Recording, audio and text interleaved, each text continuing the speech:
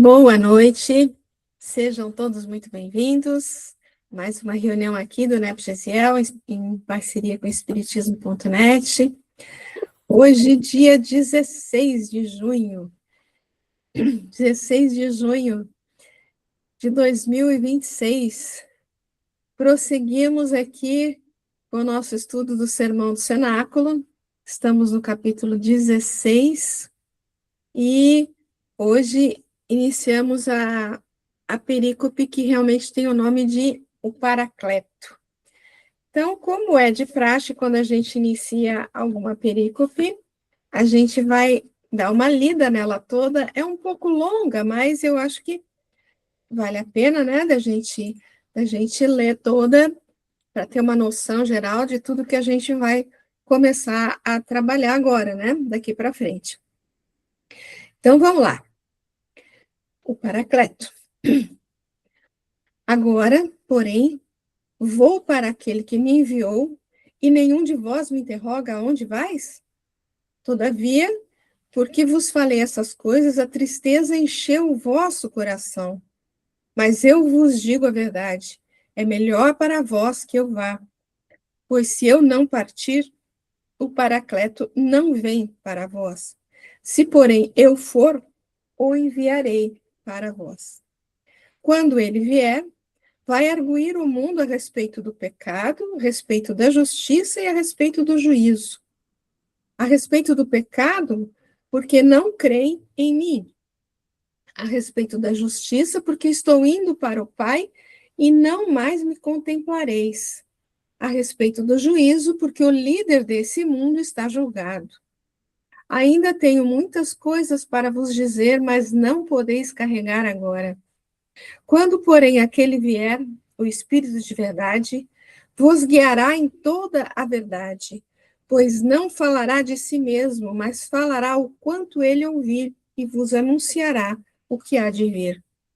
Ele me glorificará, porque receberá do que é meu e vos anunciará. Tudo quanto o Pai possui é meu, por isso eu disse que ele está recebendo do que é meu e vos anunciará. Um pouco mais, me contemplais, novamente um pouco, e me vereis. Desculpa, eu li errado. Um pouco e não mais me contemplais, novamente um pouco, me vereis.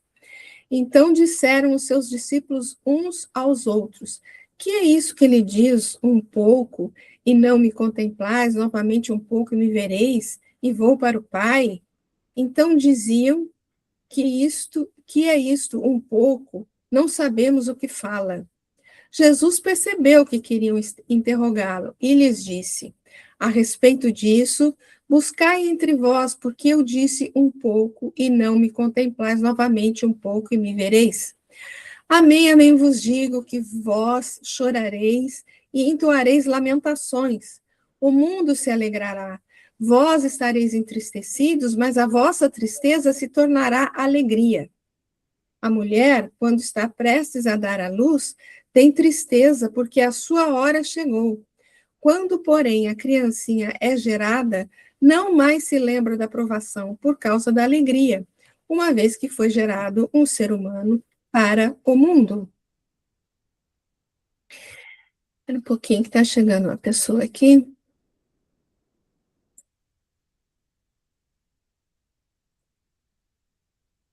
Assim, vós também agora tendes tristeza, mas vos verei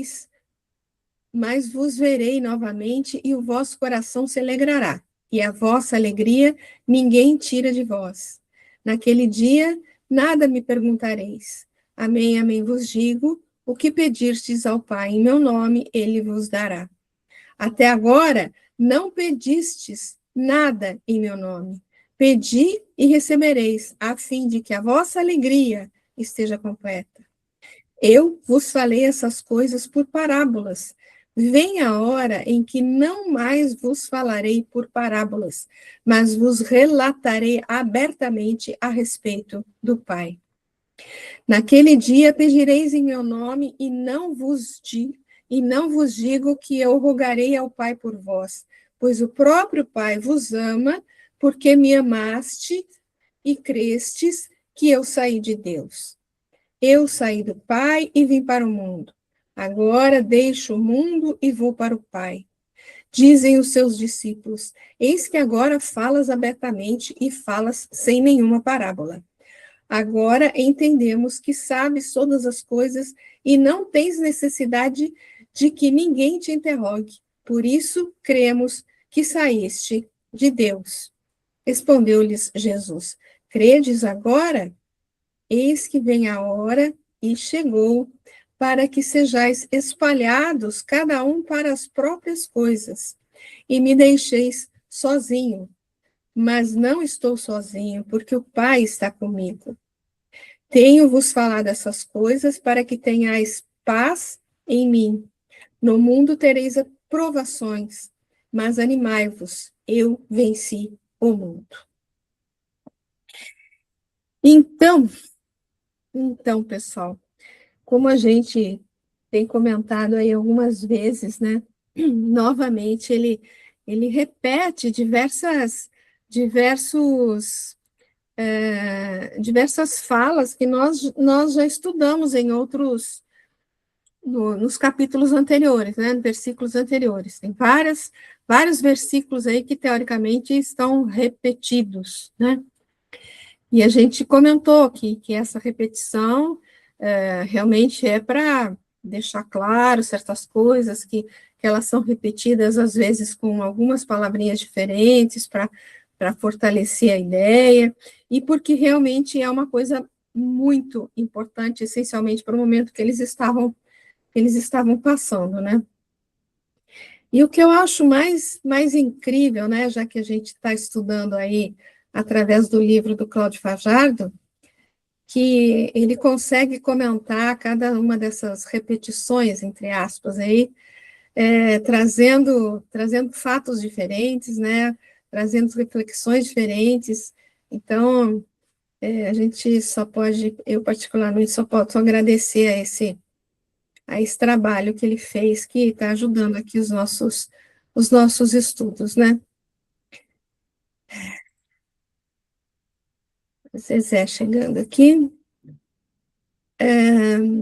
Alguém quer comentar alguma coisa, assim, por alto de todo o texto, ou a gente começa aqui já com o primeiro versículo aqui? Alguém quer comentar alguma coisa?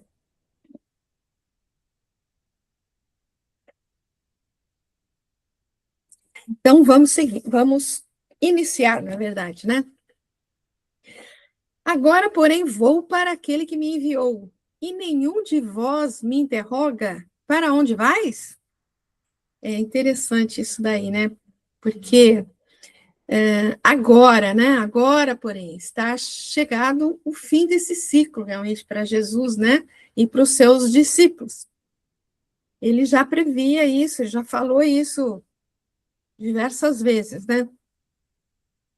E ele cita aqui no próprio João, capítulo 7, né? Ainda um pouco de tempo estou convosco, e depois vou para aquele que me enviou. Aqui é chegado realmente o momento, né, da crucificação, né? Pois ele afirma agora, ou seja, é agora mesmo, nessa hora, né? O tempo chegará para todos nós. Por isso, a necessidade do encaminhamento das situações dentro de uma lógica natural, pautada na segurança, seguindo com coerência de acordo com o que já conhecemos.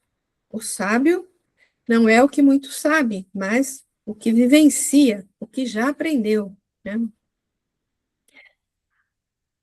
Eu vou dar uma lida mais no versículo, que depois a gente volta para comentar, né? Vou para aquele que me enviou. Então, é uma coisa que ele já falou, né? Jesus mostra uma consciência clara e uma segurança absoluta quanto ao desenrolar dos acontecimentos. Segurança essa só possível se estivermos ajustados à lei maior da vida. Ele falou que ele ia, né? Mas aqui ele está afirmando que ele vai para o Pai, para aquele que o enviou, né? E o Claudio comenta aqui a consciência plena que ele tem da condição dele, né? Não é uma assim Estou querendo aparecer aqui para vocês e vou falar que eu vou para o Pai, né? Não é? É realmente uma consciência da condição clara dele, da condição real dele, né? A ida dele para o Pai representa aqui o momento de sua desencarnação, obviamente, né? Já que, em verdade, nunca de Deus se afastou, pois ele já atingiu o estado pleno de unificação com as leis superiores que regem o universo. Então, falar que ele vai para o Pai é uma questão só para deixar claro para os discípulos, essencialmente ali naquele momento, com relação, como ele diz aqui, à desencarnação dele, né, na morte, entre aspas, né? Mas não quer dizer que ele não estava com o Pai antes, né? Ele chega a dizer, eu e o Pai somos um, não é isso? Então, ele nunca se desvencilhou, nunca se afastou, ele estava com o Pai full time, né? A maneira dele falar aqui é para ele representar a desencarnação, né? A ida realmente material, né? Do corpo. Assim, o que Jesus dizia para seus adeptos era um instante supremo, que o instante supremo tinha chegado. Aquele momento de ensinar a resignação máxima que um ser pode realizar, a de cumprir fielmente a vontade do Pai, que é a despersonalização de si em favor do ser cósmico, que surge a partir daí. Essa é a mensagem da crucificação, realmente, né? Que se completa na ressurreição. É o ser que, deixando o mundo, entra no reino, afastando-se da matéria, volta ao espírito, ponto inicial da criação. Achei interessante ele falar aqui, né? Ponto inicial da criação. Que é o Pai, né? E nenhum de vós me pergunta para onde vais? Olha que interessante que ele fala aqui, né? Essa pergunta do Rabi tem deixado os analistas de texto evangélico confusos, pois no início desses ensinos, o apóstolo Pedro fez essa pergunta, né? Senhor, para onde vais? Está lá em capítulo 13 que a gente chegou a ver, né? Pensamos que não é uma contradição, né? É mais um recurso didático usado pelo excelente educador. Era de profundidade o ensinamento que Jesus estava ministrando. Seus discípulos não o compreendiam na totalidade. Caso assim fizessem, teriam alegria. Aqui ele fala da questão da alegria, né? É, ele está dizendo que ele vai morrer, né? E nós aqui, no nosso patamar evolutivo, todas as vezes que a gente perde, entre aspas, né, um ente querido, a gente fica triste, né? A gente fica triste, a gente acha que perdeu, entre aspas, né, aquela pessoa tão querida, tão amada, né? Vai ficar distante e tal. Então, a gente fica triste, né? É do nosso patamar evolutivo ainda se entristecer com isso. Mas no caso, essencialmente no caso dele, né? Eles precisavam ficar felizes, né? Porque ele ia sair dali, mas ele ia para o Pai, né? Então, se eu amo uma pessoa, eu quero que ela fique melhor que ela possa estar, né? Então, seria não de ficar triste, né? Mas ter alegria. E aqui ele vai falar um pouquinho sobre isso, né?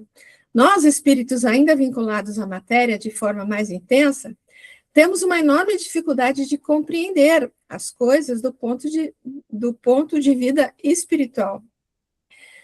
Assim, a notícia da desencarnação próxima de Jesus tinha deixado seus amigos imensamente tristes. E ele, com o objetivo de alcançar um ponto maior de entendimento em relação ao que ainda iria ensinar, faz a pergunta, buscando mudar o rumo da conversa, ou, em outras palavras, levantar o astral daqueles que o ouviam, pois só com a emoção equilibrada temos uma compreensão maior das coisas e das situações que a vida nos coloca como forma de aprendizado. Dessa forma, ele, com a pergunta, prepara o ambiente para aprofundamento das lições necessárias que havia de dar. Então, ele vai falar sobre a ida dele, né? Vai falar sobre a ida para o pai. Então, aqui é só isso desse versículo. Vocês querem comentar alguma coisa?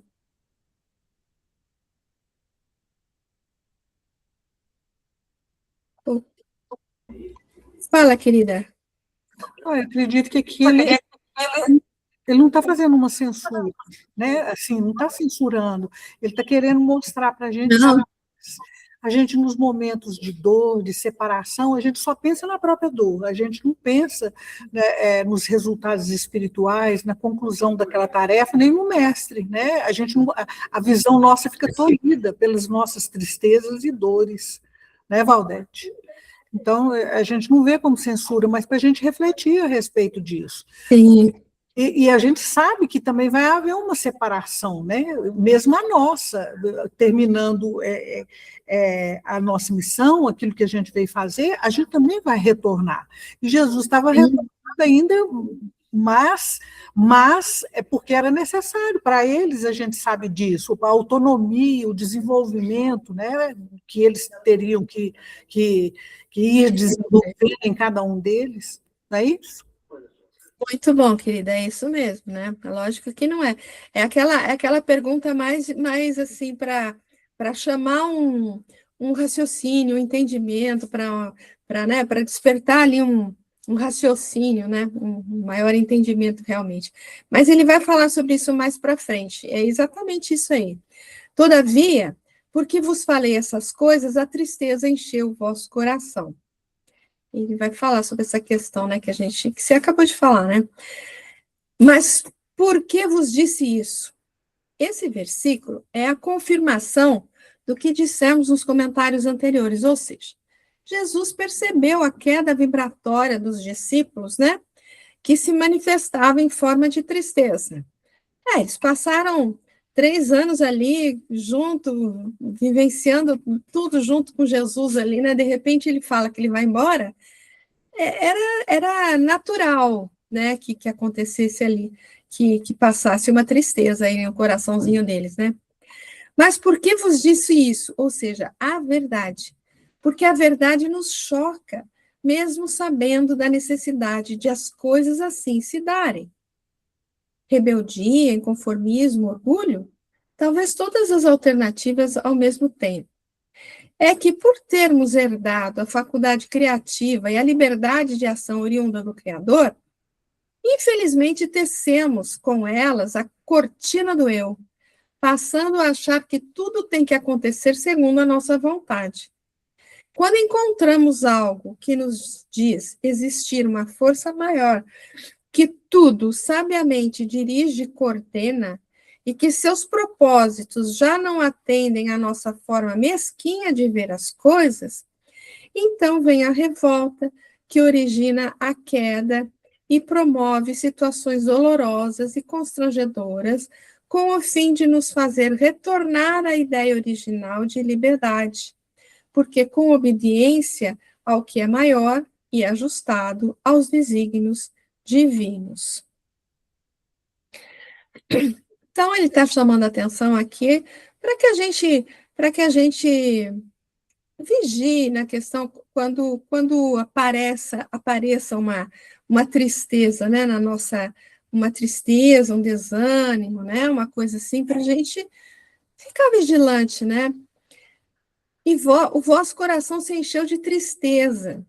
A tristeza é irmã da mágoa e do desânimo, sendo todas essas antíteses do sentimento que deve vigorar na intimidade do cristão verdadeiro.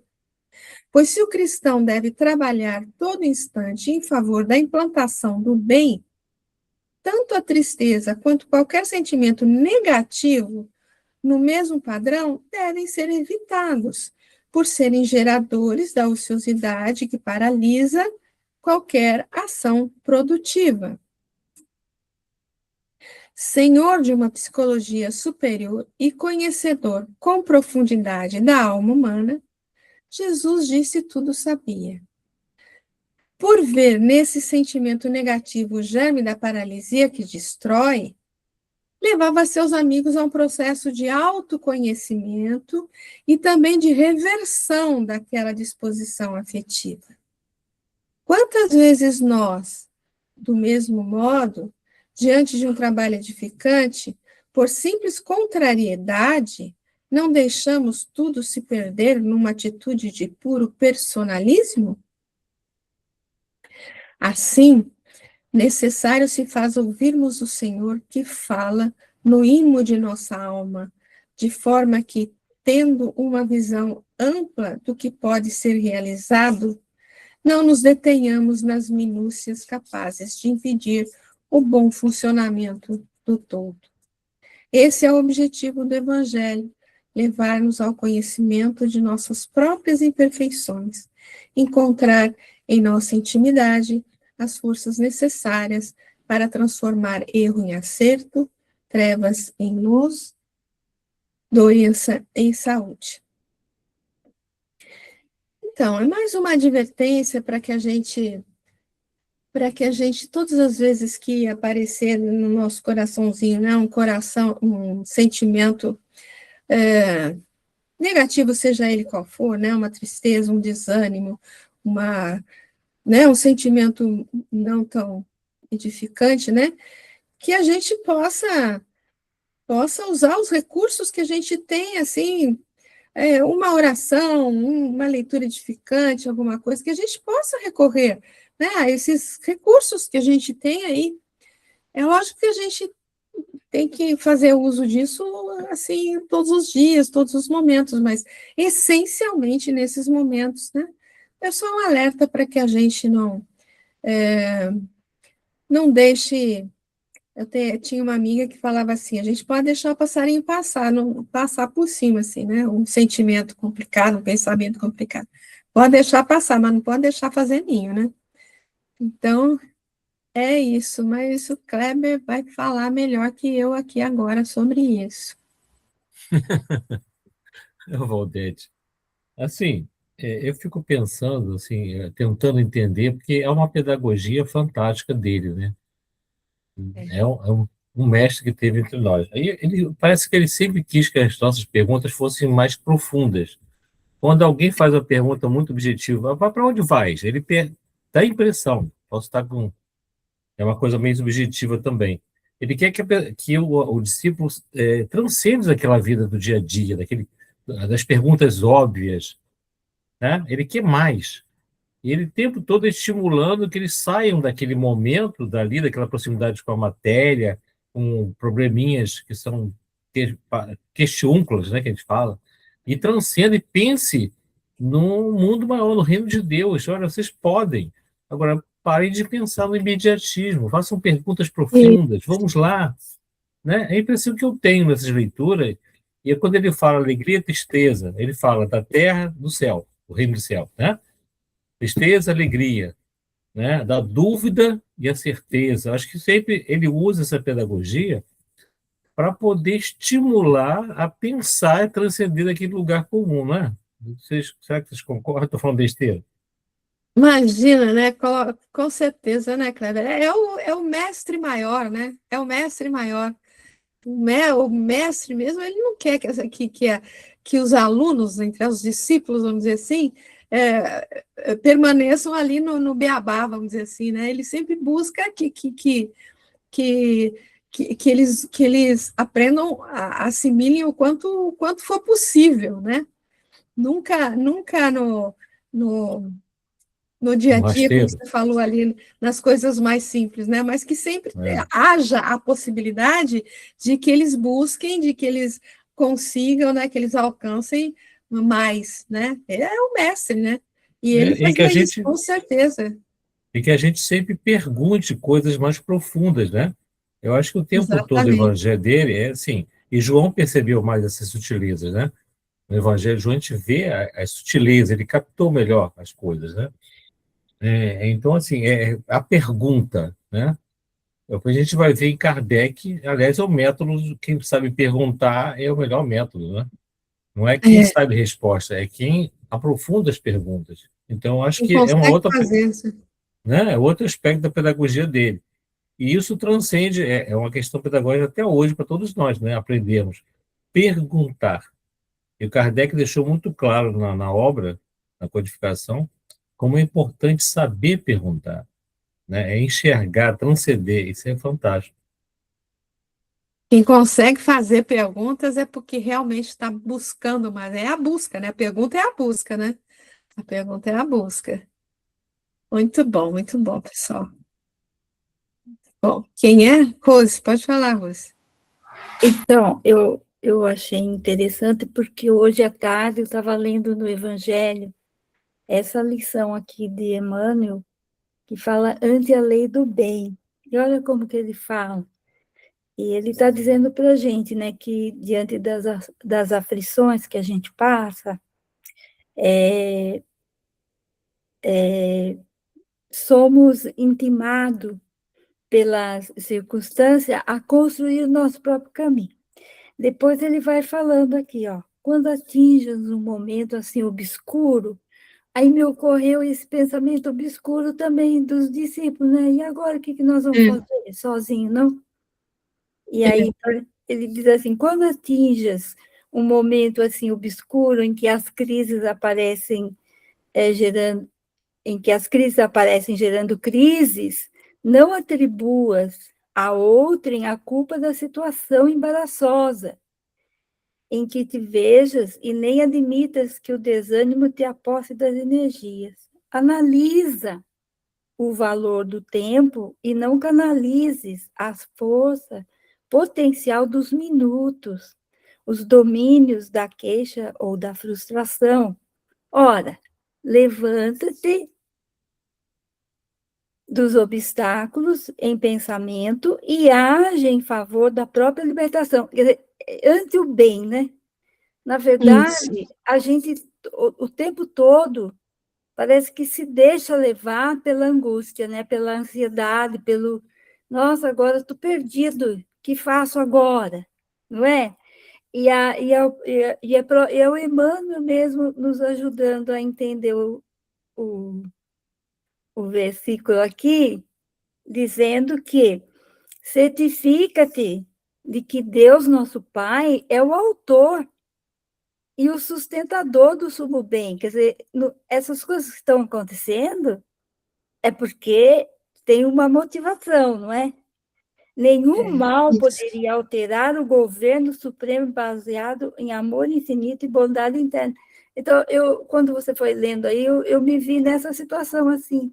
Puxa, mas toda hora a gente vacila, né? Quase sempre a gente vacila. E é o que Jesus estava falando para os discípulos, e está falando agora para a gente, olha, por uma coisiquica de nada, assim, você já acha que acabou o mundo, que vai acabar as coisas, que vai ficar tão difícil, e Deus não está aqui no nosso pedaço, não é Ele que nos direciona. Eu não sei se eu fiz uma relação positiva, mas eu acabei de chegar da minha casa lá que a gente estava fazendo esse estudo, né? Que bom, querida, que bom. Desculpe aí se só tomei seu tempo. Não, que é isso? Imagina, foi ótimo, muito bom, tem tudo a ver realmente, tá certinho. Emmanuel é sempre Emmanuel, né? É do livro Escrínio de Luz. Ah, esse livro é maravilhoso. É do livro. E aí ele vai falando, né, Valdete, aqui, de tudo que a gente não pode deixar que essas situações desequilibrem a gente, né? Que a gente tem que ser forte. Exatamente. Muito bom, minha flor, muito bom. Obrigada, querida. Vamos prosseguir mais um pouco aqui. Mas eu vos digo a verdade, é melhor para vós que eu vá, pois se eu não partir, o Paracleto não vem para vós. Se, porém, eu for, o enviarei para vós. Aqui, nesse versículo aqui, eu acho interessante, porque ele junta outros que a gente já leu, né? Quando ele fala é melhor para vós que eu vá, a gente já viu isso, né? Que a questão de de deixá-los andando com os próprios pés, né? A gente já comentou sobre isso, deu o exemplo do pai ensinando a filha a andar de bicicleta, né? Então, era necessário para que os discípulos realmente passassem por toda a vivência necessária, como a Lenice, inclusive, já comentou aí no início, né? Depois, se eu não partir, quer dizer, se eu não partir, ou seja, se vocês não passarem por todas essas experiências que vocês têm que passar, né, todas essa vivência necessária aí, o Paracleto não vem para vós. Lembra a questão que a gente falou de você pode receber a doutrina espírita na tua vida, na tua, né? Mas o fato de dele vir realmente para vós, lembra que depende mais da questão do amadurecimento do espírito a ponto de você chegar num determinado patamar e você pegar aquilo e realmente aquilo fazer diferença na tua vida, né? Realmente ser assimilado pelo teu coração, né? Aí sim que o Paracleto realmente veio para você, né? Então, essas coisas a gente já viu em outros versículos, né? Se, porém, eu for, o enviarei. Quer dizer, se eu for e vocês passarem por toda a vivência necessária, aí sim vocês vão ter condições de receber mais vivência, mais ensino, mais sabedoria, né? É muito legal. Só esse versículo aqui dá para falar muita coisa, né? Fala, querido.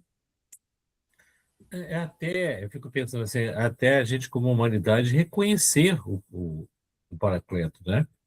É isso. Eu acho que é muito por aí também. Se eu indo, vou deixar vocês passarem todas as dificuldades que vocês têm que passar, que faz parte Isso. da caminhada, e vocês vão, quem sabe, né? Quem sabe, identificar o Paracleto, né? Isso aí. É isso, querido. Vamos ler aqui o que ele fala para nós, vai. Todavia, digo-vos a verdade. Aos estudiosos do texto evangélico de todos os tempos, é imperioso que essas palavras ecoem indefinidamente e que possamos nelas nos deter a todo instante com o objetivo de aprendermos seu profundo conteúdo, quer dizer, de ouvirmos as palavras do Cristo, né? Jesus não se contradiz, portanto, diz sempre a verdade, que liberta. As palavras que, se devidamente compreendidas e vivenciadas, podem nos levar ao estado de perfeição, saúde, felicidade que tanto almejamos. Assim, tenhamos atenção nos seus transcendentes dizeres, pois ele nos indica o caminho mais curto para a nossa plenitude espiritual. Enfim, temos que ouvir Jesus, né? Nos ater aos seus ensinos. Convém a vós que eu vá, porque se eu não for, a gente já comentou, né? Então, vamos lá. Um dos fatores que mais atrasam a nossa caminhada evolucional é o apego. Seja a coisas ou a pessoas, não importa. É sempre a retaguarda que ainda grita em nós. Tudo na vida tem o seu tempo de vinculação e o momento exato de desvinculação. São coisas que, como instrumentos didáticos, nos é permitido possuir. No entanto, para que a lição se complete, é preciso delas nos desprender para que possam cumprir iguais objetivos com outras pessoas. Algumas vezes são pessoas a quem nos afeiçoamos que têm de se afastar de nós para que possam, em outro tempo e ambiente, influenciar e ser influenciados com o objetivo de crescimento para todos. O mesmo se dá no campo das ideias e dos conceitos. A vida ensina nos mínimos detalhes lições de grande teor. Convém a vós que eu vá, porque se eu não for, novas etapas não poderão surgir, novas fases se processar, e a mutação constante que tanto se faz necessária, como se dará? Quer dizer, enquanto ele estava ali junto, né, tudo caía em cima dele, ele resolvia tudo, ele curava, ele fazia tudo, né, tudo estava com ele, né? A partir do momento que ele vai sair, tudo vai ficar nas mãos dos discípulos, né? O Consolador não virá a vós, mas se eu for, eu o enviarei a vós. Seja no campo pessoal ou de uma comunidade, o Consolador vem como fruto do amadurecimento do Espírito. Essa palavrinha aqui, a gente tem repetido ela várias vezes aqui nesse estudo, né? Amadurecimento do Espírito. E, consequentemente, da coletividade. Para que esse amadurecimento se efetive, é necessário que o Cristo vá no sentido de nos deixar com liberdade de agir, para assim amadurecermos, preparando-nos para o advento do Espírito de verdade, pois só Ele, por meio do esclarecimento ou da revelação de uma verdade libertadora, pode realmente consolar a dor de que somos ainda portadores. É a história do filho que, após se formar nos ensinamentos do pai e da própria vida, dele se afasta para que, implementando em si os valores aprendidos, possa construir outra família, dando sequência ao frutificai e multiplicai-vos do ensinamento bíblico, ou a própria história evolutiva do espírito, que, para que possa atingir sua soberania, o Pai permite que dele se afaste, imergindo na matéria com finalidades superiores. E agora vem um texto aqui do Emmanuel, que ele vai, porque ele está falando Jesus está falando da ida dele, né? Então, do desligamento dele da matéria, vamos dizer, ali junto dos espíritos, né? Então, esse texto do Emmanuel vem analisando se ele não fosse, vamos dizer assim, o que seria, o que aconteceria, né? Como seria assim? Separação. Todavia digo-vos a verdade, a vós convém que eu vá.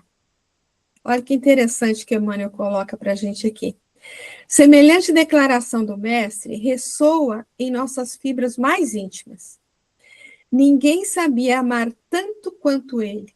Contudo, era o primeiro a reconhecer a conveniência da partida em favor dos companheiros. Partida em favor dos companheiros. O que teria acontecido se Jesus teimasse em permanecer? Provavelmente as multidões terrestres teriam acentuado as tendências egoísticas, consolidando-as, porque ele resolvia tudo, né? Veja, porque o divino amigo havia buscado Lázaro no sepulcro, ninguém mais se resignaria à separação pela morte. Por se haverem limpado alguns leprosos, ninguém aceitaria de futuro a cooperação proveitosa das moléstias físicas. O resultado lógico seria a perturbação geral no mecanismo evolutivo. O mestre precisava ausentar-se para que o esforço de cada um se fizesse visível no plano divino da obra mundial. De outro modo, seria perpetuar a indolência de uns e o egoísmo de outros. Sob diversos aspectos, repete-se diariamente a grande hora da família evangélica em nossos agrupamentos afins. Quantas vezes surgirá a viuvez, a orfandade, o sofrimento da distância, a perplexidade e a dor por elevada conveniência ao bem comum? Recordai a presente passagem do Evangelho, quando a separação vos faça chorar. Porque se a morte do corpo é renovação para quem parte, é também vida nova para os que ficam. Emmanuel. Então, ele comenta aqui coisas que, né, interessantes aí de a gente observar, né, os 5 e os 6 aqui, né. Já que ele liberou Lázaro do sepulcro, quem ia ficar contente com a separação da morte, né? Se ele curou tantos, não iria ficar perturbado, né, com a presença de moléstias quaisquer físicas, né? Então, realmente, Algum comentário? Fala, querida. Eu acho que tem tantos exemplos, né, referente à importância da separação, mesmo o nosso grupo familiar, às vezes a mãe cuida, ela resolve, ela faz, ela orienta, ela ensina, ela educa, e assim por diante, mas às vezes muitos dos filhos ficam dependentes demais, e não sabem por conta própria, né? Mas aquele ensinamento talvez tenha sido uma semente que possa germinar na hora da nossa partida. Aí agora sou eu comigo, porque agora eu não tenho minha mãe mais para me escorar, para me poder orientar, para me amparar. Aquilo que ela me ensinou pode servir da agora para frente. Então não há desamparo nunca. Você vê que a partir do movimento do amadurecimento, Jesus envia, né, mais esclarecimento, mais luz para a nossa vida. Eu posso colocar uma semente nesse momento de separação, a semente, enquanto ela está ali, né, sem germinar, ela tá fechada, ela está segura ali. Mas para que a árvore desenvolva, é preciso que ela rompa, né, aquele casulo ali. E esse rompimento é exatamente a partida de Jesus, né, que não significa uma ruptura permanente, mas um crescimento, né? A semente se desenvolve, se torna árvore, dá frutos, quer dizer, é muito bacana, né? A gente pensar. Muito lindo. Tem muitos exemplos, né, Valdete? Muitos exemplos. Fala, querido. Eu gostei muito da figura da Denise, né? Da dor que o Emmanuel fala em uma das suas páginas, né? A dor que a semente tem em estourar, fazer força para sair da terra, para germinar e criar bons frutos, né? Se esperando. Uhum. Mas eu estava pensando na questão de... E Jesus tem uma frase, uma passagem que ele fala, né? Vinde a mim todos vós, né? Sofridos, sobrecarregados. Porque o que ele fez, basicamente, entre nós, ele veio consolar, dando esperanças, né? Mostrando que nosso comportamento é que vai fazer. É como se ele dissesse assim: olha, ele não discutiu, não falou essa ideia fixa de céu e inferno, né? Ele falou assim, uma coisa assim, vamos dizer assim, popularmente: olha, mas eu sei como é de entrar nesse reino do céu. Eu sei. Como é que vocês vão fazer? Amar, né? Então ele veio consolar a gente dando esperança. Quando ele faz isso, ele precisa partir. Eu gosto muito acho que vocês conhecem, um quadro. É um quadro que fala de pegadas na areia, não tem isso? Pegadas na areia? Eu acho que é bem famoso isso. Sim, Aí o cidadão lá reclama que no momento mais difícil ele só ouviu uma pegada, né? Aí Jesus teria respondido: nesse momento eu te carreguei no colo. Mas eu fico assim, na verdade, assim, ele carregou no colo, mas vai ter um momento que ele vai colocar a gente no chão de novo, porque a gente vai ter que caminhar de novo. Aí, se precisar de novo, ele vai pegar no colo e bota no chão de novo. Eu acho que essa figura desse quadro tem que ser completada com isso, né? Vai colocar no chão, a gente vai andar e vamos repetidas vezes precisar desse consolo. Mas ele deu um grande consolo à humanidade, né? Naquele momento. Não foi individual, lógico que foi, cada um teve ali seu individual, teve, mas a preocupação dele era dar um grande consolo à humanidade naquele momento, né? Acho que ali começou a grande implantação da regeneração no planeta Terra, quando ele fala: eu vim implantar nos corações humanos o reino de Deus. Ali começou, e agora a gente sabe, né, Kardec escreveu lá na Gênesis, capítulo, não sei se 18, 28, enfim, falando que agora está se acelerando a regeneração na Terra, né? Mas ele começou lá, olha quanto tempo leva, né? De mais de 2000 anos, e antes dele fazer isso, estar entre nós, falava-se no Antigo Testamento da vinda dele. Então, daquele momento para cá, começou a nossa regeneração. É muito longo, é longo demais. Pô, falei para caramba. Com certeza. Tá bom, tá ótimo. Fala, Sueli. Oi, gente, boa noite. Boa noite. Só uma participaçãozinha pequenininha. Eu estava pensando, né, dentro desse contexto aí da separação, essa página linda Eu, há muito tempo, Val, no estudo nosso, eu me lembrei dessa, eu comentei essa página e eu falei, eu vou ver se eu acho. E nunca achei. Agora você trouxe ela, eu falei, meu Deus, a página que eu estava procurando. Eu estava Que pensando, bom. eu estava pensando aqui, fazendo uma correlação, né, com a partida da Lidivaldo, do Chico. A gente tem a impressão que o Espiritismo vai afundar, se, poxa, acabou, né, esses ícones aí, é, passa um pouquinho isso pela cabeça, né, que o movimento vai ficar mais acanhado. E aí eu fico, assim, encantada com a turma de jovens maravilhosos Parecido, né? que estão aparecendo, né?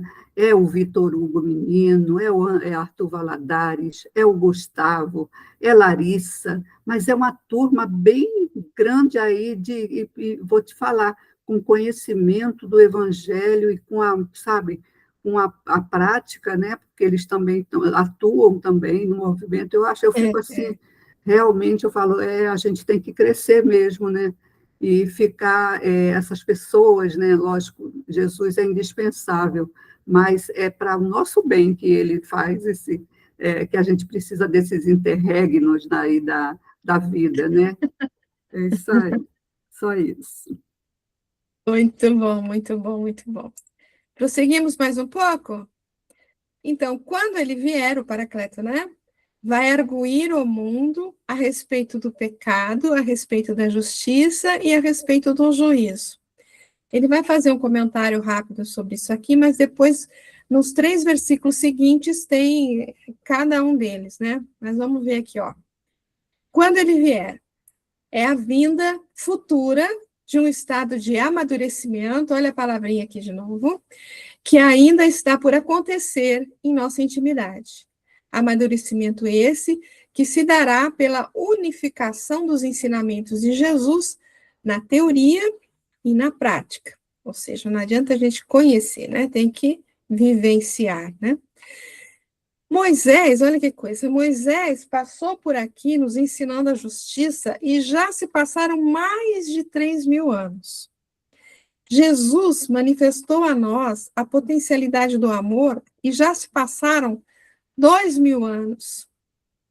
Kardec, codificando o ensinamento dos espíritos superiores, revelou-nos a extensão da verdade, não só a contida nas revelações anteriores, como também abriu-nos um campo novo de investigações que, a cada abertura da laçada de uma espiral evolutiva, nos mostra o Criador em toda a sua pujança.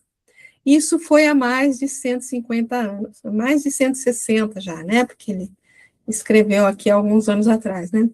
E nós, como temos assimilado essas informações, sim, podemos dizer, o Consolador prometido por Jesus já veio.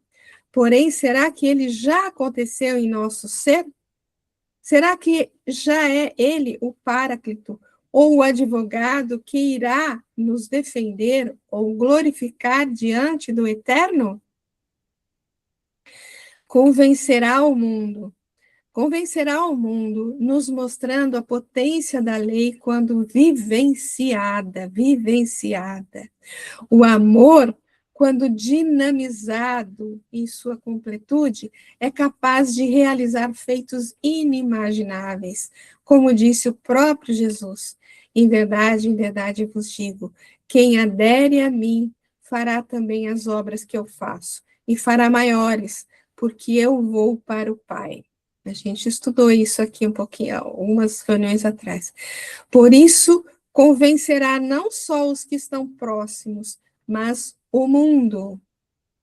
A prova disso está em que aqueles que souberam, dentro de sua relatividade, viver os ensinamentos do Senhor, são inesquecíveis para a humanidade.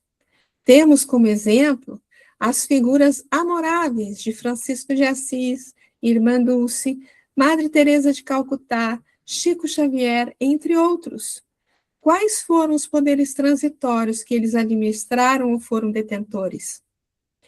No entanto, convenceram o mundo de sua natureza superior através do amor e da bondade, e hoje são símbolos jamais esquecidos, confirmam em tudo que um dia ele, Jesus, o plenipotenciário divino, passou por aqui e mudou as suas vidas.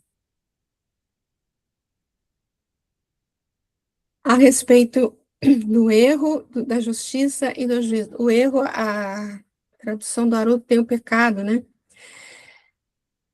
Então, ele vai falar que isso vai ser tratado aqui em cada um dos versículos, né? Então, veja o seguinte, ó. A respeito do pecado, porque não creem em mim. Então, o que ele fala a respeito disso? A respeito do erro, ele traduz como erro, né? Porque não me foram fiéis. Ele traduz um pouquinho diferente. Aqui creram em mim, aqui... desculpa. Aqui não me foram fiéis.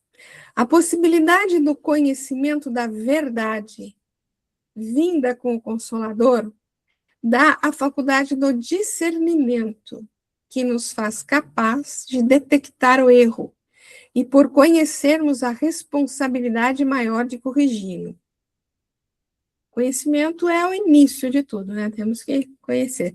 Se não conhecemos a lei, o desconhecimento nos protege, entre aspas, né?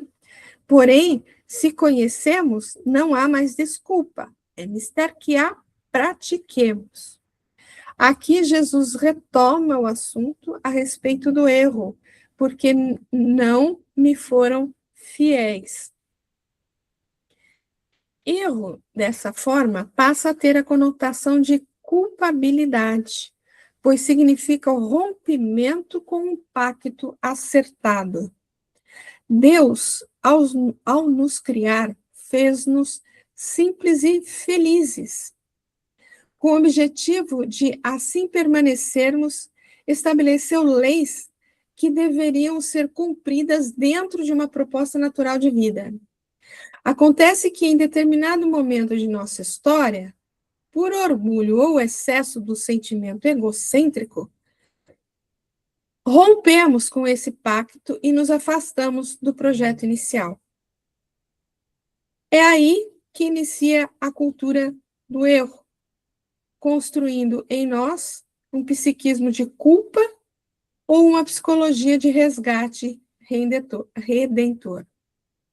É essa mensagem que a tradição identificou como queda dos anjos, contida em várias filosofias religiosas, que está expressa nas sábias palavras do Mestre Inesquecível, porque não me foram fiéis. Porque podemos perguntar, então, o uso do me foram fiéis, se a fidelidade é devida a Deus, como resolver essa questão? Não podemos deixar de lembrar que, para os espíritos vinculados ao orbe terrestre, Jesus é a expressão máxima de vivência da lei de Deus que podemos alcançar. Segundo a espiritualidade superior, o Cristo planetário, podendo dessa forma falar como autêntico preposto do Senhor Supremo do Universo. Além disso, se trocarmos a forma me, né, do me foram fiéis, né, me, pelo pronome a que ela se refere, o eu, temos não foram fiéis ao eu, isto é, à consciência crística existente em todos nós, consciência esta que nos impulsiona sempre para a frente e para o alto, pois representando Deus em nós, é o comprovante autêntico do pacto inicial de progresso com obediência consciente à vontade do Eterno. Algum comentário?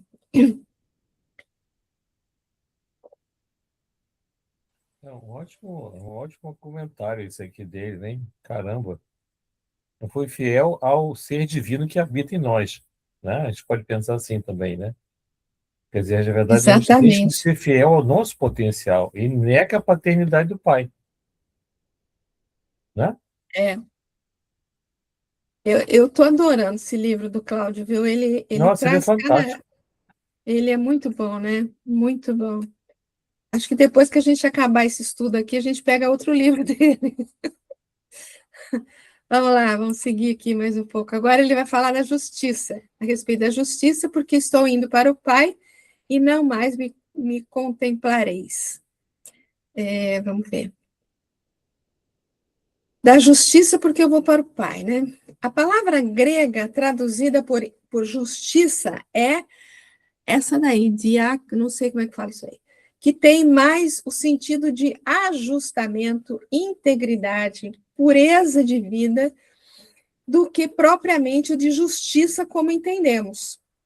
Assim, podemos depreender que, por causa do seu perfeito ajustamento aos desígnios divinos, que o levaram a ter uma integridade absoluta e uma vida pura e de sentimentos superiores, Jesus vai para o Pai ou está no Pai.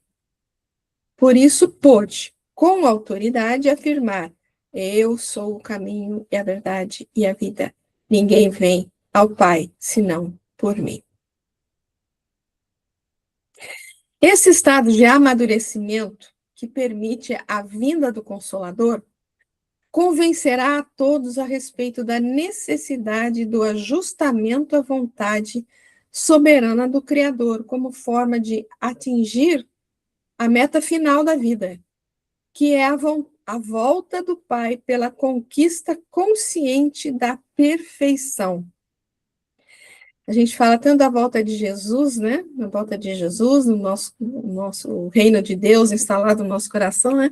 E aqui ele fala, é a volta do Pai pela conquista consciente da perfeição. A prova estava na possibilidade vivida por Jesus, que quando quis, atendendo aos imperativos superiores, deixou os planos de altíssimas vibrações em que se achava para, tomando um corpo semelhante ao nosso, trazer a mensagem libertadora do Evangelho e, depois de fim da missão, pôde retornar aos planos de origem sem perder em nada sua soberania. É o descer sem perder a altitude, né? Toda essa história evolutiva está contida na seguinte máxima evangélica: ora, ninguém subiu ao céu, senão o que desceu do céu, o Filho do Homem que está no céu. João capítulo 3. João também é diferenciado, né? O entendimento que ele traz, né? Completamente. E não me vereis mais. Essa expressão se refere, logicamente, à mudança vibratória que se daria nele.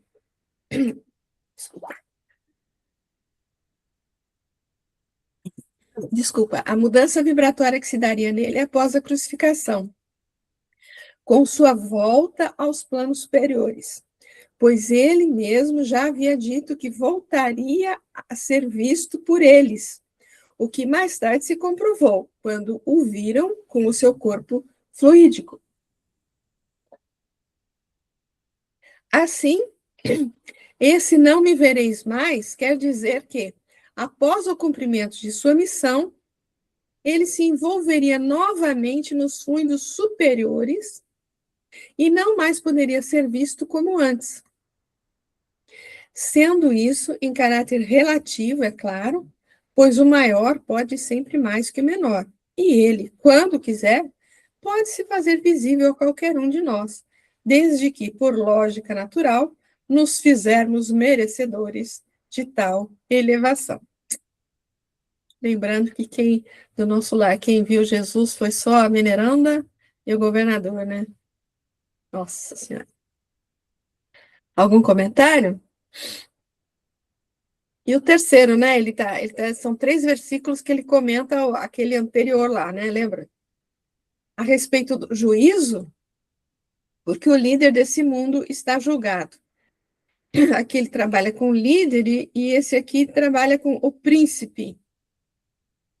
No juízo, do juízo. O que é juízo? Segundo o dicionário do Aurélio, ato de julgar, julgamento, conceito, parecer, opinião.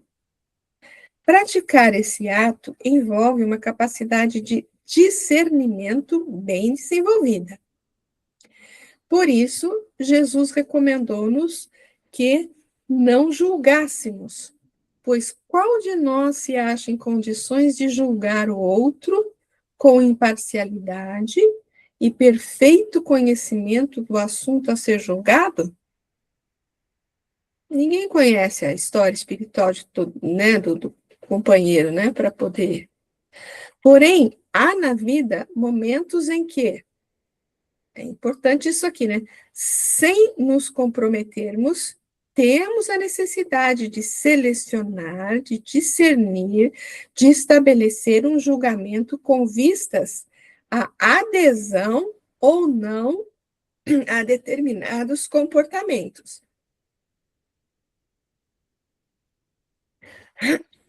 Tem lá a questão no Livro dos Espíritos que fala, né? O que o conhecimento nos auxilia?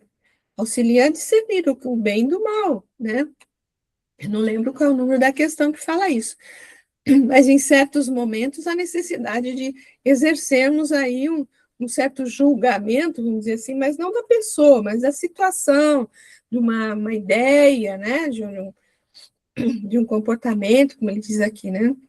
Assim, quando o texto evangélico nos afirma que chegaremos ao momento necessário de estabelecer um juízo ou julgamento em que este nos propiciará um avanço na escalada evolutiva, é porque não há evolução sem liberdade. E só nessa há a manifestação de Deus em nós. Manifestação esta de que não podemos abrir mão no cumprimento de nossos objetivos superiores. Porque o príncipe desse mundo está julgado. Temos interpretado a palavra mundo, isso é importante, a gente já fez essa interpretação em outros momentos para entender quando ele fala mundo, do que ele está se referindo, né? Temos interpretado a palavra mundo, em alguns pontos do Novo Testamento, como o somatório dos interesses transitórios e materialistas que reinam e predominam no pensamento e no comportamento da atual humanidade. Então, mundo, pensemos em todas as questões materiais, né? O mundo que a gente vive aqui, que tem todas esses chamamentos aí para o materialismo, né? A expressão príncipe desse mundo, dessa forma, representa o ápice desses interesses. E tudo que se opõe a Deus e ao Cristo em suas proposições atemporais. Desse modo, quando atingimos a condição de saber que a essência espiritual é o mais importante, que só ela é imperecível, optamos, mesmo que isso nos traga um sacrifício temporário, por permanecer fiéis aos ditames do amor e da bondade, realizando com autoridade o juízo entre o mundo e o reino, assumindo assim o compromisso de sempre optar pelo que significa mais espiritualidade em nossa vida, pois o príncipe desse mundo já está por nós julgado e condenado. Julgado e condenado no sentido de que nós, o príncipe do mundo, representando todos os interesses materialistas, né? Que nós estamos tentando, vamos dizer assim, deixar de lado, né? Concluindo a lição desses 3 últimos versículos analisados, podemos dizer que esse estado de amadurecimento que atingimos e que possibilita a vinda a nós do Consolador, olha aí, a vinda em nós, né, do Consolador, necessita de nossa parte de 3 atitudes básicas como confirmação dessa condição: fidelidade a Deus, ajustamento aos seus propósitos e, consequentemente, capacidade de ajuizar sobre os chamamentos do mundo, optando pelos interesses do reino e do bem comum. Finalizando, quando atingirmos essa condição, poderemos, como apóstolo, dizer: já não sou eu que vivo, mas é o Cristo que vive em mim. Ou, como disse Jesus, tem de bom ânimo, eu venci o mundo. Pois ele, o Consolador, veio e estabeleceu a verdade em nossos sentimentos. E aí, crianças?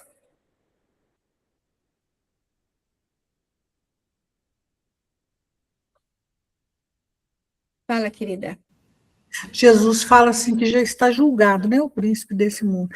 Então a gente pode perceber aí, já está julgado, né? Não é vai ser julgado, quer dizer, tudo tem prazo para terminar, tudo que é contrário à lei divina tem prazo determinado. Então, por isso ele já está julgado.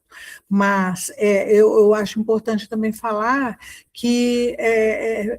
esqueci, Valdete, tem um não branco assim? Deixa só por aí, depois eu... Depois você volta.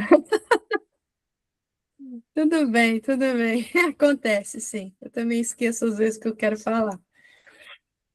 Então, é isso, gente. Essa questão, eu achei muito interessante essa coisa que você estava falando, né? Do príncipe do mundo já está julgado.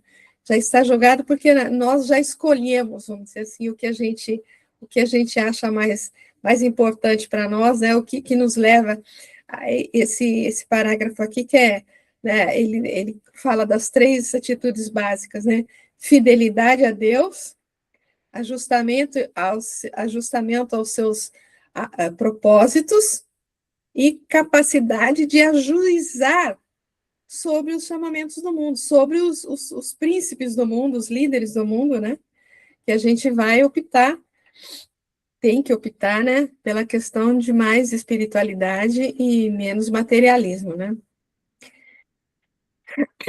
Que quando fala, né? O príncipe foi julgado, a gente para mim, eu não conseguia visualizar esse entendimento antes de ler isso daqui. Fala, Kleber. Essas interpretações dele, essas colocações, saem um pouco daquilo que é trivial da gente, né? Faz a gente pensar. Nossa, é fantástico. Eu assim, né, justiça, né? Está julgado. Na verdade, é aquilo que a doutrina fala, né? O desenvolvimento intelectual, ele aumenta a possibilidade de distinguir o bem do mal, né? Mas o desenvolvimento moral é que faz com que a gente se fixe no bem. Então, vai lá, você tem lá o intelectual distinguindo o bem do mal. E distinguiu, agora o desenvolvimento moral faz com que eu me fixe no bem, né? Então, há uma coisa perfeita de julgamento, porque é julgamento também da nossa consciência, do entendimento da vida, das coisas, o tempo todo, né? É impressionante. É interessante, né? É que parece que ele diz assim: você tem que julgar, não é uma pessoa ou a outra pessoa, é uma ideia ou uma condição, uma situação, né? Não é essa que é a questão. Aí sim, o julgamento é necessário, né? Aí sim. O julgamento até também no sentido de escolha, talvez, né? É escolha nossa. Escolha, exato, Escolha isso. nossa. Escolha. Exatamente. A gente está julgando como humanidade, mas também fazendo escolhas individuais, né? Exatamente, que são as nossas escolhas que determinam, né, o nosso posicionamento, que define aí o nosso caminhar. Fantástico. Eu tenho que comprar o livro dele, sabe? Tem que comprar o livro dele. Não, tem vários dele aí que valem a Os pena. livros, né? Os livros. Os livros. Um tanto de PDF ali, do Cajado, né? Inclusive o Sermão do Cenáculo, né, Valdete? Jesus... Tem PDF dele. Ela colocou lá no grupo, você não viu, não? Eu tenho. A Valdete deve ter também ainda, né, Valdete? Eu não vi, mas é tanta coisa para estudar que a gente fica até, meu Deus do céu. Eu tenho que me aposentar. O ano que vem eu vou me aposentar. Pronto, chega. Vamos lá, vamos prosseguir mais um pouco, vai. E ainda tenho muitas coisas para vos dizer, mas não podeis carregar agora. Vamos lá. Ou não podeis suportar, né, em algumas traduções. Tenho ainda muito a vos dizer. Nossa Senhora, claro que ele sabe muito mais, né? Jesus diz aos apóstolos da primeira hora, como a todos os que em algum momento aderirem a ele, tenho ainda muito a vos dizer. A evolução se dá aos poucos. A revelação é progressiva. É certo dizer que toda ciência superior está escrita nas leis diretoras da vida. Acontece que só nos capacitamos a ler de acordo com o conhecimento por nós adquirido. Podemos, com isso, pressupor que, à medida que crescemos em sabedoria, novos pontos vão sendo por nós descortinados. O intelectual e o cientista comum, com o desenvolvimento de sua capacidade de entendimento, descobrem recursos propiciadores de conforto e bem-estar para o ser humano. Porém, só o desenvolvimento moral e espiritual, olha aí, Kleber, capacita o homem para as novas revelações no que diz respeito ao conteúdo profundo da vida. Há 2000 anos, Jesus tinha ainda muito a nos dizer. Os tempos passaram e outros prepostos do Senhor muito nos informaram. Todavia, há ainda muito a ser dito, com certeza, né? É preciso levar em conta que, com tudo o que sabemos, apesar de serem ótimos os recursos que possuímos, somos bastante limitados. Todavia, com o que ainda não sabemos, Jesus pôde estruturar o nosso orbe e dar qualidade divina a todos os que por aqui estagiam. Essas palavras do sábio Rami ainda ecoam com atualidade em nosso íntimo. Tenho ainda muito a vos dizer. Gente, só de pensar isso aqui, né? É até irônico isso aqui, né? Porque, todavia, com o que a gente ainda não sabe, cara, ele estruturou todo esse orbe, gente. Olha quanta coisa que a gente não sabe, gente. A gente não sabe nada. A gente não sabe nada, nada, nada, nada. Só acabando aqui. Mas não podeis suportar agora. Ainda não conseguimos suportar ou compreender tudo o que um espírito da envergadura de um Cristo tem a nos revelar. Desse modo, seja qual for a filosofia que abraçamos ou o estágio de progresso em que nos situamos, é preciso ter cautela e humildade nas pesquisas por nós realizadas em busca de um conhecimento maior. Todos temos, e isso é muito bom e natural, a ânsia de sapiência e de um desenvolvimento intelectual. Qualidades essas que devem ser incentivadas em quem quer que seja.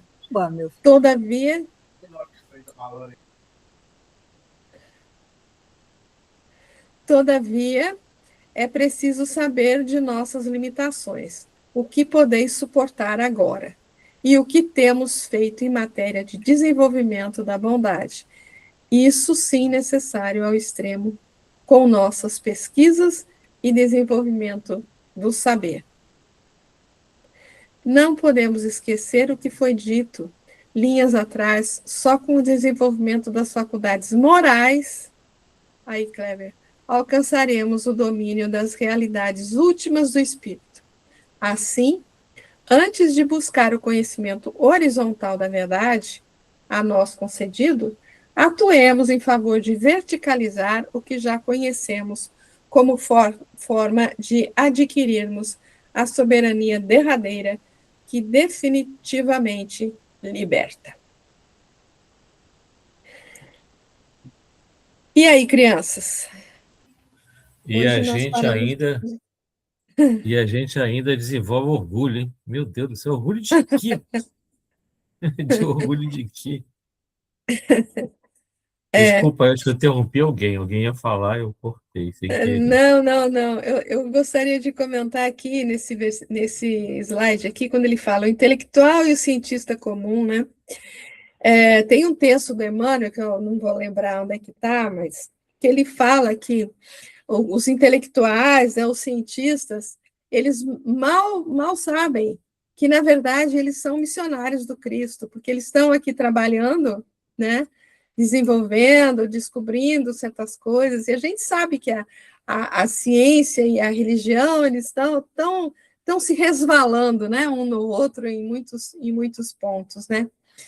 Então, eles mal sabem que, no fundo, eles são os missionários do Cristo, trazendo desenvolvimento, contribuindo, né, com o desenvolvimento, inclusive moral das criaturas, né? E é isso. Mas, realmente, né, a gente não consegue suportar, né? Quando ele fala que quando a gente é limitado, todavia, com o que ainda não sabemos, Jesus pôde estruturar o nosso órgão e dar qualidade. Quer dizer, cara, a gente não é nada. A gente não é nada, mas cada um de nós é muito importante, tanto para Jesus como para o nosso Pai, né? E, e sim, somos tesouros. E somos deuses, né? Como ele fala, vós sois deuses. Fareis tudo o que eu faço e muito mais. Então, vamos prosseguir. Uma hora a gente chega lá. Uma hora a gente chega lá. Fala, meu querido. Eu acho que tem hora que a gente tem vantagem de entendimento, né? Quando Jesus fala amar o próximo como a vós mesmo, né? A nós mesmos. É assim, nós não somos nada individualmente, ainda, mas seremos sempre fortes quando a gente começa a juntar-se aos outros, né? É uma coisa muito forte, que, assim, é nós que fazemos, cada um de nós. A gente desenvolver e ajudar uns aos outros, a gente realmente se aproxima de Deus, né? A gente cresce. É incrível isso. A gente não entende, né? Achando que ele falava do amor próprio. Não, você primeiro tem que aprender a se amar para depois amar o outro. Não é nada disso, né? E, com relação a esse amar, ao que você está falando, amar o próximo, né? Ontem mesmo eu estava lendo, deixa eu achar aqui, no capítulo 25 de Mateus, tem lá no Haroldo, o título está O Último Julgamento, né? E ele fala, né? Quando que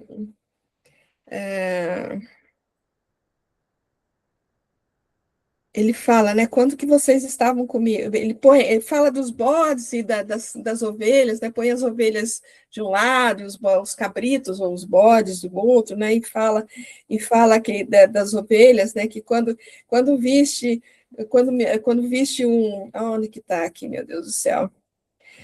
Quando te vimos com fome, te demos de comer, com sede, te demos de beber, vimos estrangeiro e acolhemos, te vimos nu e te vestimos. Quer dizer, ele está sempre se referindo à questão do que fazer com relação ao próximo, né? E quando você faz para todas essas criaturinhas, é o que ele fala, resumindo aqui, né? Quando você age em todas essas situações, você está fazendo, é como se você estivesse fazendo para ele. Então, amar o próximo é a mesma coisa que amar a Deus, é a mesma coisa. Quando você ama o próximo, você ama a Deus. É isso, resumindo, né? Esse perícope para mim é isso, né? E ele fala, essa questão ele fala diversas vezes aqui, né? Uma dessas passagens, não lembro. Desculpa.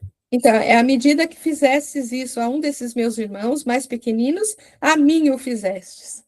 Então, isso, gente.